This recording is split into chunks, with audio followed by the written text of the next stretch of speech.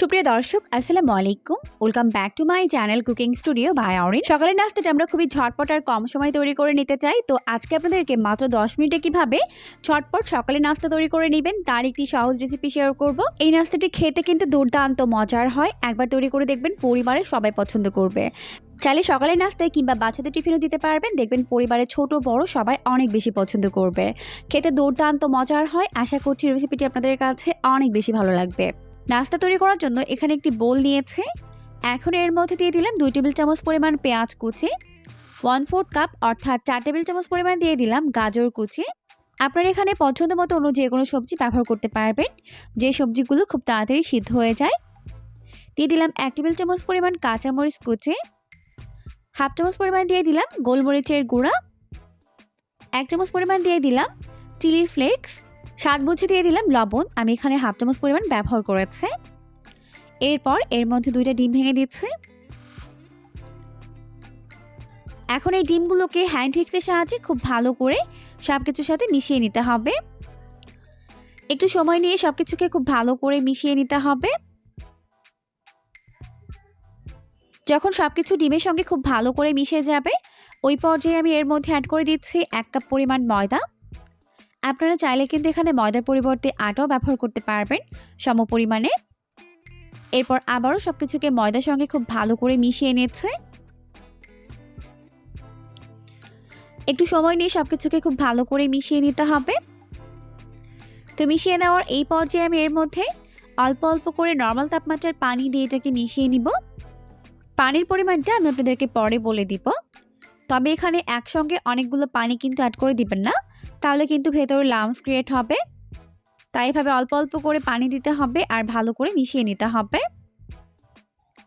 তাহলে কিন্তু এই ব্যাটারটি একদম পারফেক্ট হবে। এই জন্য একটু সময় নিয়ে অল্প অল্প করে পানি দিতে হবে আর এটাকে ভালো করে মিশিয়ে নিতে হবে। আর এই ব্যাটার কিন্তু খুব বেশি ঘন হবে না, অনেকটাই পাতলা হবে। তো এইভাবে অল্প অল্প করে পানি দিব আর এটাকে ভালো করে মিশিয়ে নিব। তো ভালো করে মিশিয়ে নিয়েছি। এই পর্যায়ে আমি এর মধ্যে অ্যাড করে দিচ্ছি 1 টেবিল চামচ পরিমাণ সয়াবিন তেল। তেল দিয়ে আবারও সব কিছুকে ভালো করে মিশিয়ে নিচ্ছে। তো খুব ভালো করে তেলটিকে মিশিয়ে নিয়েছি আর এখন কিন্তু আমাদের নাস্তার জন্য পারফেক্ট একটি ব্যাটার রেডি হয়ে গেছে। আমি এর ঘনত্ব আপনাদেরকে দেখিয়ে দিচ্ছি, এরকম হবে, দেখতেই পাচ্ছেন। এই ব্যাটার তৈরি করতে আমাদের এখানে 1 কাপ এবং আরও 1/4 কাপ পরিমাণ পানি লেগেছে। এখন আমি নাস্তাগুলোকে তৈরি করে নিব, এই জন্য চুলা একটা প্যান বসিয়ে দিয়েছে। প্যানটিকে খুব ভালোভাবে গরম করে এর মধ্যে অল্প একটু সয়াবিন তেল এভাবে ব্রাশ করে দিচ্ছে।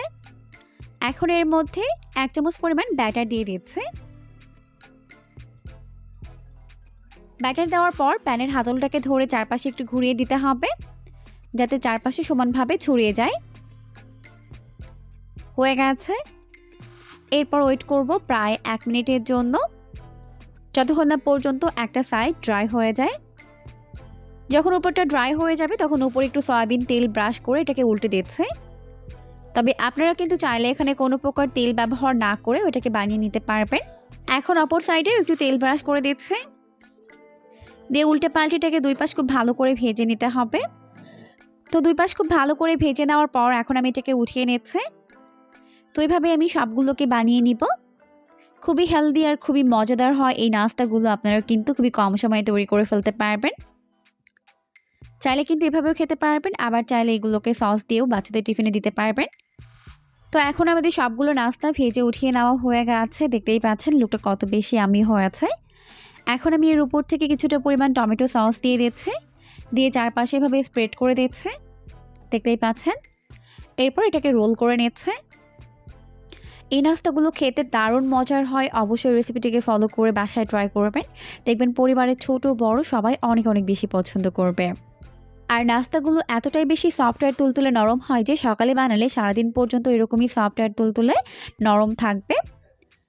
আশা করছি রেসিপিটি আপনাদের কাছে অনেক বেশি ভালো লেগেছে। এরকমই সমস্ত নতুন রেসিপি পেতে চ্যানেলটিকে সাবস্ক্রাইব করতে কিন্তু একদমই ভুলবেন না। পরবর্তী ভিডিও দেখার আমন্ত্রণ জানিয়ে আজকের মতো বিদায় নিচ্ছি। সবাই অনেক বেশি ভালো থাকবেন। আল্লাহ হাফেজ।